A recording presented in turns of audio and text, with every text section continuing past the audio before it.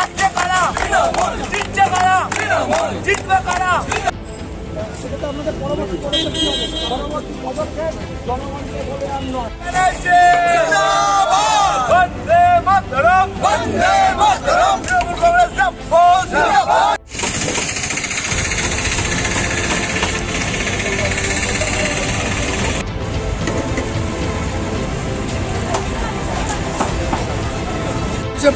আপনারা কি ডিসিশন নিচ্ছেন? আমরা এখানে আছি, অভিষেক বন্দ্যোপাধ্যায় আসা পর্যন্ত আমরা এখানে আছি।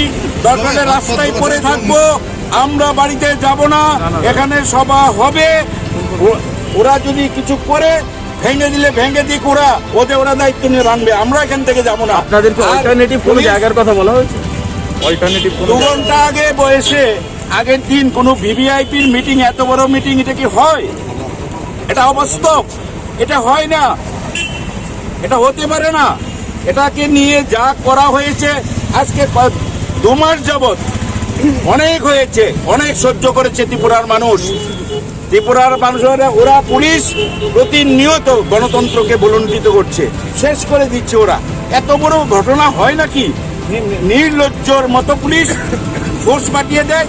একটা শিশু রাজ্যটাকে শাসন করছে, এই রাজ্যে একটা উন্মাদ শাসন করছে, এই পরিস্থিতিতে চলছে। আপনাদের পরবর্তী পদক্ষেপ কি হবে?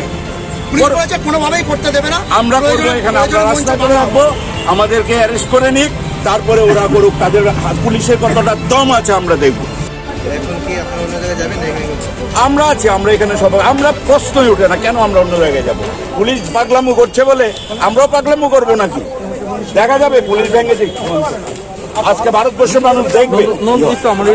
অনুমতি দেয়া, পুরোটা অনুমতি দেয়া, শুধু অনুমতি নয়, দফায় দফায় দফায় দফায় তারা 14 রকম কন্ডিশন দিয়েছেন, আমরা প্রত্যেকটা মেনেছি।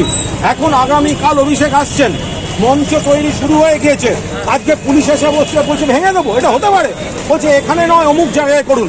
আরে অভিষেক একটা জেড প্লাস প্রোটেক্টিভ, এখানে ক্যালকাটা পুলিশের তারা এসছেন, একটা নিয়ম নীতির ব্যাপার আছে, মাপঝোঁকের ব্যাপার আছে, একটা প্রস্তুতি আছে আমাদের। যে কজন আসবেন তারা বেঁধে দিচ্ছেন। কাল রাত্রিও বলেছেন এতজনের বেশি আনা যাবে না, এতজনের বেশি করা যাবে না, আমরা সমস্তটা মেনেছি। কিন্তু আজ এই বিকেলবেলা এখন 3:30 পরে কিছুক্ষণ, এখন প্রায় 3:45 বাজে, আধ ঘন্টা আগে পুলিশ এসে বলছে আমরা ভেঙে দেব। এটা কি? কেন, কারণ কি? না, এখানে করা যাবে না, আপনাদের বেশি। ওরা নাকি খবর পাচ্ছে তৃণমূলের ঢল নামছে, আর কাল আমাদের অনুরোধ করেছে লিখিতভাবে বেশি লোক আনবেন না। বিজেপি বুঝতে পারছে তৃণমূলের মিছিলে জনস্রোত হবে, ভয় পেয়ে নেমেছে। কাল রাত্রে একটা আবার কন্ডিশন পাঠিয়েছিল, এতজনের বেশি আনবেন না। আমরা বলেছি ঠিক আছে, তার বেশি আনবো না। সমস্ত কিছু মানার পর আপনারা দেখুন সমস্তটা প্রায় রেডি। এখন এসে বলছে মেরে ভেঙে দেবো, ভেঙে দেবো বলছে মঞ্চটা।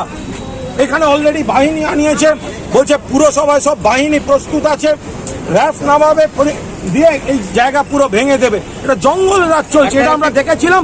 হাল্লা চলেছে যুদ্ধে, এদের পুলিশকে দেখে মনে হচ্ছে জঙ্গল রাজ নয়, হাল্লা চলেছে যুদ্ধে। জঙ্গল রাজের পুলিশ হাল্লা সেনাদের মতো এগিয়ে চলেছে।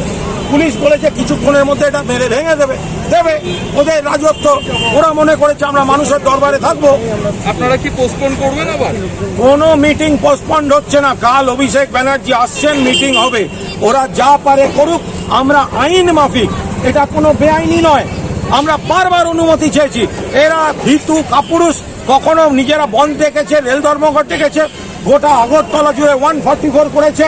সমস্ত রকম করার পর যখন ঠেকাতে পারছে না, নির্বাচন চলছে, আমরা অনুমতি নিয়ে আমরা প্রচার করতে পারবো না। আমরা অনুমতি নিয়ে সভা করছি, তারাই তো অনুমতি দিয়েছে। এখন হঠাৎ তার আগের দিন বিকেলে এসে বলছে মঞ্চ ভেঙে দেবো। এটা কোন মগের মুলুক চলছে? একটা জঙ্গল রাজ চলছে, জনগণের উপর কোনো আস্থা নেই। এখানে শুধু পুলিশ পাঠিয়ে পুলিশ রাজ। বিজেপি জানে আর বলছে আপনাদের প্রচুর লোক হবে, আমরা খবর পাচ্ছি। আরে আমরা কি করব? যদি মমতা ব্যানার্জি আর অভিষেক ব্যানার্জিকে দেখতে লোক আসে, আমরা কি করব? মঞ্চ বলছে ভেঙে দেবে, বলে গেছে পুরো